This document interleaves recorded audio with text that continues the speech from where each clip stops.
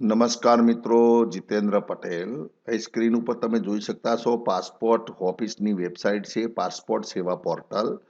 હવે આ વેબસાઇટ શાના માટે કામમાં આવે છે તો નવીન પાસપોર્ટ કાઢવાનો હોય અથવા અગાઉ પાસપોર્ટ કાઢેલો હોય અને એને રિન્યૂ કરવાનો હોય તો એની વેલિડિટી પૂરી થઈ ગઈ હોય અને પાસપોર્ટ રિન્યૂ કરવાનો હોય તો આ વેબસાઇટ ઉપર જઈને તમે ઓનલાઈન એપ્લિકેશન કરી શકો છો અને એના પછી તમે ટાઈમ શિડ્યુલ લઈને એ વખતે તમે પાસપોર્ટ માટે એપ્લિકેશન જમા કરી શકો છો. તો જ્યારે પણ તમે આ વેબસાઇટ ખોલશો પાસપોર્ટ સેવા પોર્ટલની passportindia.gov.in, તરત જ અહીં તમે જુઓ લેફ્ટ સાઈડ 4 બટન આપેલા છે. સૌથી પહેલું બટન છે ન્યૂ યુઝર રજિસ્ટ્રેશન. હવે આ બટનનું મુખ્ય કામ એક જ છે કે જ્યારે તમે નવા રજિસ્ટ્રેશન કરતા હોય, ફર્સ્ટ ટાઈમ પાસપોર્ટ તમે કાઢતા હોય અથવા રિન્યૂ કરતા હોય પણ તમે લોગિન આઈડી તમારો બનાવેલો ના હોય, પાસપોર્ટની અરજી કરવા માટે તમારે તમારું એકાઉન્ટ ક્રિએટ કરવાનું છે. તો ફર્સ્ટ ટાઈમ એકાઉન્ટ ક્રિએટ કરવા માટે તમારે ન્યૂ યુઝર રજિસ્ટ્રેશન ઉપર જવાનું છે અને કેવી રીતે રજિસ્ટ્રેશન કરવું એ આપણે આ વિડીયોની અંદર જોઈશું. એના પછી તમે એક્ઝિસ્ટન્સ યુઝર લોગિન હોય, તમે ધારો કે તમે ઓલરેડી પાસવર્ડ ને યુઝર આઈડી તમારું બનાવેલું છે તો તમારે ફોર્મ ભરતી વખતે તમારે બીજા નંબરના બટન ઉપર જવાનું છે, ચેક એપોઇન્ટમેન્ટ અવેલેબિલિટી. એટલે કઈ તારીખે તમે પાસપોર્ટની એપ્લિકેશન માટે શિડ્યુલ લઈ શકો છો તારીખ, અને એ તારીખે તમારે પાસપોર્ટનું જે પણ સેન્ટર તમે ચોઈસ કરેલી હોય, દાખલા તરીકે મહેસાણા છે, અમદાવાદ છે, ગાંધીનગર છે, તો ત્યાં જઈને તમારે તમારા ડોક્યુમેન્ટ ત્યાં સબમિટ કરી શકો છો. થંબ અને જે પણ તમારે જરૂરિયાતવાળા ડોક્યુમેન્ટ્સ હોય એ તમે ત્યાં જમા કરીને તમારી એપ્લિકેશન તમે ત્યાં આપી શકો છો. તો એના માટે એપોઇન્ટમેન્ટ જોવા માટે, અવેલેબિલિટી જોવા માટે આ ત્રીજા નંબરનું ઓપ્શન છે. અને જ્યારે તમે એકવાર પાસપોર્ટ એપ્લિકેશન સબમિટ કરી એના પછી તમારા પાસપોર્ટનું સ્ટેટસ કયું છે એ તમે અહીંથી ટ્રેક એપ્લિકેશન સ્ટેટસ એ ત્યાંથી તમે જોઈ શકો છો. એટલે કહેવાનો મતલબ પાસપોર્ટની આ મુખ્ય વેબસાઇટ ઉપર જે 4 ઓપ્શન આપેલા છે એ ચારેય ઓપ્શનનો તમે ઉપયોગ કરી શકો છો. હવે માની લો કે તમે ફર્સ્ટ ટાઈમ યુઝર છો, તમારે પાસપોર્ટ નવો કઢાવવો છે અથવા રિન્યૂ કરાવવો છે તો એના માટે તમારે આ વેબસાઇટની મુલાકાત લેવી પડશે અને તમારે ફર્સ્ટ ટાઈમ તમારે રજિસ્ટ્રેશન કરવું પડશે. તો એના માટે કેવી રીતે રજિસ્ટ્રેશન કરવું એ તમે જોઈ શકે છે. અહીં પહેલા નંબરનું બટન છે ન્યૂ યુઝર રજિસ્ટ્રેશન. એના ઉપર તમારે ક્લિક કરવાની છે. જેવું તમે એના ઉપર ક્લિક કરશો એટલે યુઝર રજિસ્ટ્રેશન માટેનું એક ફોર્મ મિત્રો ખુલશે. આ ફોર્મની અંદર તમારે એક જ પેજનું ફોર્મ છે, આ ભરીને તમારે સબમિટ કરવાનું છે. એટલે અહીં તમે જુઓ કઈ લખ્યું છે, અહીં લખ્યું છે કે પાસપોર્ટ ઓફિસ, અહીં બે બટ અહીં આપેલું છે કે registration to apply at passport office. હવે કઈ પાસપોર્ટ ઓફિસ છે તો અહીં તમે લિસ્ટ આપેલું છે, અમદાવાદ છે, અમૃતસર છે, આ બધા લિસ્ટ આપે છે ઓલ ઓવર ઇન્ડિયાના.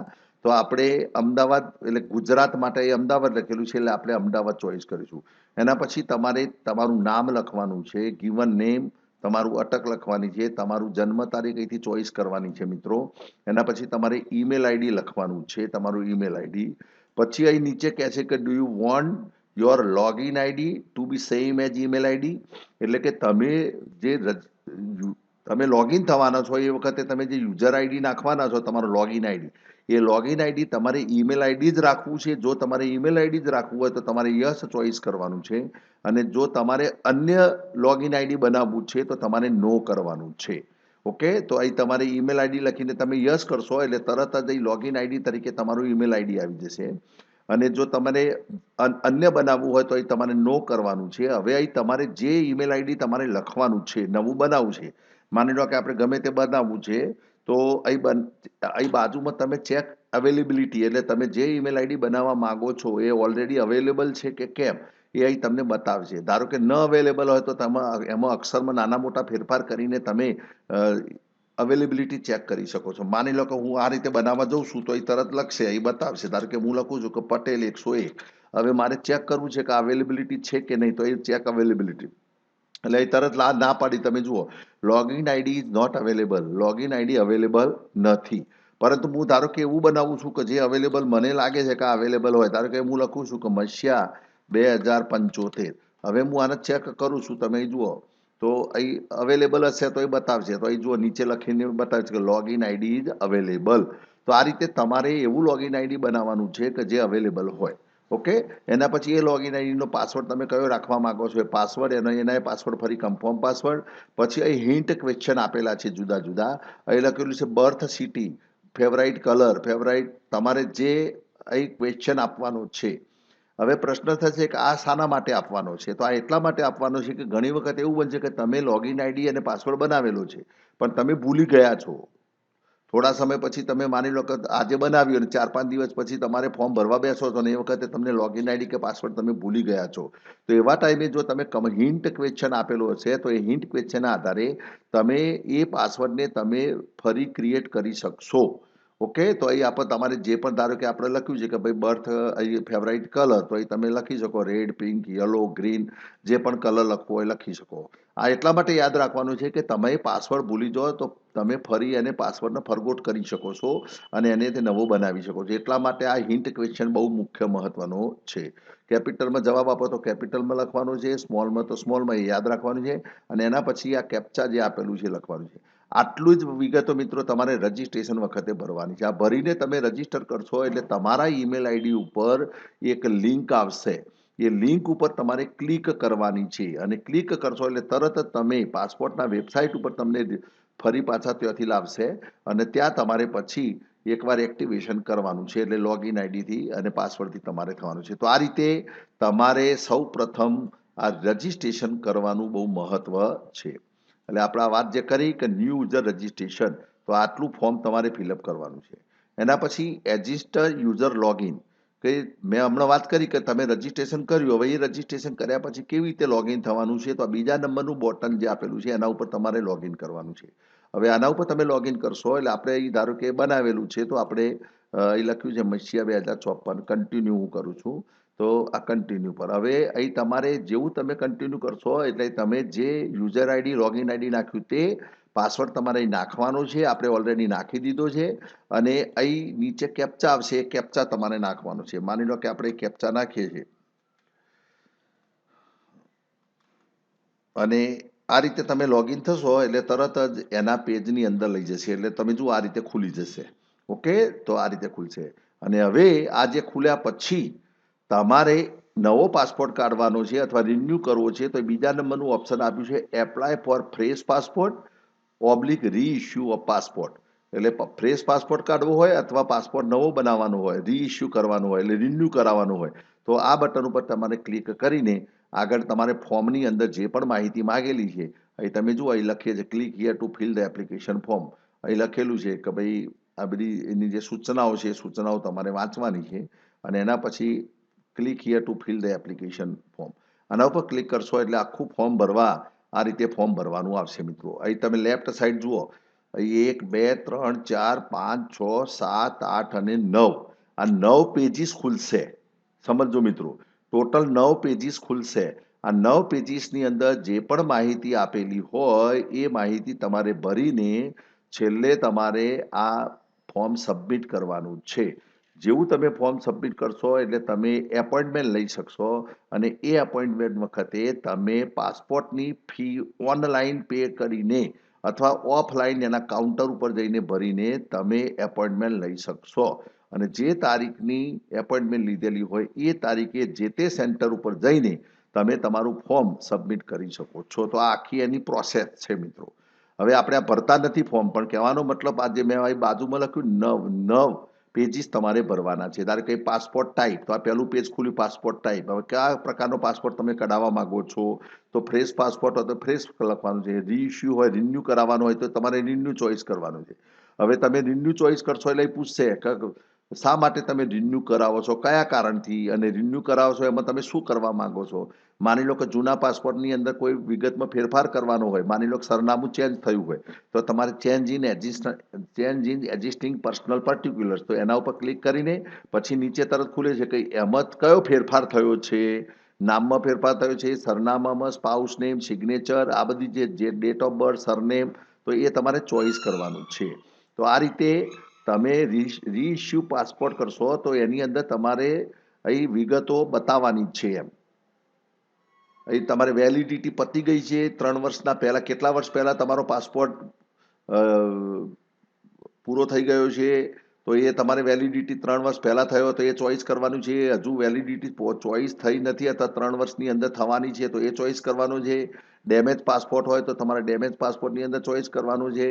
બરાબર. પાસપોર્ટનો પેજીસ બગડી ગયા હોય, પાસપોર્ટ ખોવાઈ ગયો હોય તો તમારે ખોવાઈ ગયા ઉપર ટીક કરીને પછી એની સાથે એનું ડોક્યુમેન્ટ જે હોય, તમે પોલીસ સ્ટેશનમાં એફઆઈઆર નોંધાવેલી હોય, પાસપોર્ટ ખોવાઈ ગયો હોય તો એ જે પણ ડોક્યુમેન્ટ તમારે સાથે લઈ જવાના છે. તો આ રીતે રીઇસ્યુ કરવાનું છે. પરંતુ તમે ફ્રેશ પાસપોર્ટ કાઢતા હોય તો તમારે ફક્ત ફ્રેશ પાસપોર્ટ ચોઈસ કરવાનું છે, નોર્મલ ચોઈસ કરવાની છે. અને કેટલા પેજીસનો પાસપોર્ટ તમારે જોઈએ છે, બુકલેટ, જે પાસપોર્ટનું બુકલેટ આવે 36 પેજીસની કે 60 પેજીસની જોઈએ છે તો એ તમારે ચોઈસ કરવાની છે અને નેક્સ્ટ બટન ઉપર ક્લિક કરવાનું છે. હવે આ રીતે તમે નેક્સ્ટ બટન ઉપર ક્લિક કરશો એટલે જુઓ પહેલા નંબરનો ઓપ્શનમાં ખરાની નિશાની આવી ગઈ. એનો મતલબ પહેલું આપણે પેજીસ પૂરું કર્યું. તો આ રીતે 9 પેજીસ તમારે પૂરા કરવાના છે. હવે આપણે જોતા નથી અંદર શું શું આપેલું છે, પણ તમે આ જાતે જોઈ શકો. એપ્લિકન્ટ ડિટેલ્સ એટલે તમારે તમારું નામ લખવાનું છે, સરનેમ, તમારું જેન્ડર, મેલ, ટ્રાન્સજેન્ડર, ફિમેલ, પછી અગાઉ તમે નામ બદલેલું છે તો હા ના, ડેટ ઓફ બર્થ, પ્લેસ જન્મ, કયો જન્મ થયો છે, ઇન્ડિયા કે આઉટ ઓફ ઇન્ડિયા, જન્મ સ્થળ, પછી સ્ટેટ, ડિસ્ટ્રિક્ટ, મેરિટલ સ્ટેટસ લખવાનું છે. મેરિટલ સ્ટેટસની અંદર તમારે divorce, widow, single, separated, married, citizen of India by birth, કે જે PAN number, voter ID, employment type લખવાનું છે, ગવર્મેન્ટ છે, statutory body, private, home maker, not employ, other, retired, student, self employ. તો આ રીતે ભરતા જવાનું છે. એજ્યુકેશનલ ક્વોલિફિકેશન અહીં આપેલી છે, ગ્રેજ્યુએટ અથવા એનાથી ઉપર, 7 પાસ અથવા નીચે, 10 પાસ અથવા એના ઉપર, બિટવીન 8 9. તો આ રીતે પછી અહીં આધાર નંબર લખીને તમારે યસ કરવાની છે અને આધારની વિગત તમે આપવા માંગો છો. પછી નેક્સ્ટ બટન ઉપર કરવાનું છે. પ્રિવ્યૂ કરશો એટલે આગળના પેજ ઉપર જઈશું, નેક્સ્ટ કરશો એટલે એના પછીના પેજ ઉપર જઈશું અને જેમ જેમ પેજ ભરાય એટલે તમારે સેવ કરતા જવાનું છે. તો આ રીતે મિત્રો આ નવી વિગતો ભરીને તમારે સબમિટ કરવાનું છે. તો આ આપણે ખાસ જોયું, આપણે ભરતા નથી પણ આ તમને સમજાવ્યું. હવે આપણી જે મેઇન વાત હતી, સૌથી પહેલા આપણે જે વાત કરી કે 2 નંબરના બટનની વાત કરી હતી તમને, તો આપણે એ જ જોઈ લઈએ છીએ. તો અહીં જુઓ તમે, આપણે આ વાત ચાલતી હતી કે ન્યૂ યુઝર રજિસ્ટ્રેશનની અંદર આપણે કેવી રીતે રજિસ્ટ્રેશન કર્યું એ આપણે જોયું. પછી લોગિન કેવી રીતે થઈને પાસપોર્ટનું ફોર્મ ભરવાનું છે, 9 પેજીસ. એના પછી માની લો કે તમારે એપોઇન્ટમેન્ટ અવેલેબિલિટી ચેક કરવી છે તો તમે અહીંથી એપોઇન્ટમેન્ટ અવેલેબિલિટી ચેક કરી શકો છો. અને ટ્રેક એપ્લિકેશન સ્ટેટસ વડે તમે એકવાર સબમિટ કર્યા પછી એ તમારો એપ્લિકેશન નંબર જે જનરેટ થાય તે અને તમારી જન્મ તારીખ, એના આધારે તમે એપ્લિકેશનનું સ્ટેટસ જાણી શકો છો કે હાલ શું પોઝિશન છે એપ્લિકેશનની એમ. બરાબર. એપ્લિકેશન જે પાસપોર્ટ પ્રિન્ટિંગમાં ગયો છે એ પાસપોર્ટ ડિસ્પેચ થયો છે કે નથી થયો, કે શું પ્રોબ્લેમ છે એ તમે જોઈ શકો છો. હવે આપણે એપોઇન્ટમેન્ટ કેવી રીતે અવેલેબિલિટી જોઈ શકાય પાસપોર્ટની, તો એ આપણે જોઈએ છે. તો એના ઉપર ક્લિક કરીશું. એના ઉપર ક્લિક કરશો એટલે તરત જ મિત્રો અહીં એપોઇન્ટમેન્ટ અવેલેબિલિટી નામનું એક પેજ ખુલે છે. હવે આ પેજની અંદર તમારે પાસપોર્ટ ઓફિસ સિલેક્ટ કરવાની છે. તો આપણે દાખલી કે આ ભારતની મેઇન સેન્ટર આપેલા છે એટલે તમારે અહીં અમદાવાદ ચોઈસ કરવાની છે. એના પછી અહીં જે પણ કેરેક્ટર લખેલા છે એ કેરેક્ટર તમારે આપવાના છે. અહીં આપણે લખીએ છીએ BLVLQA, એટલે અહીં તરત જ ચેક એપોઇન્ટમેન્ટ SR7 અહીં તમે જુઓ આપણે લખીશું અને એના પછી કેલેન્ડર એટલે બતાવશે, આ લિસ્ટ બતાવ્યું. અહીં તમે જુઓ અહીં લિસ્ટ બતાવેલું કે PSK પાસપોર્ટ સેવા કેન્દ્ર મીઠાકલી અમદાવાદ, એની એપોઇન્ટમેન્ટ 19/3/2024નું અત્યારે ડેટ ચાલે છે.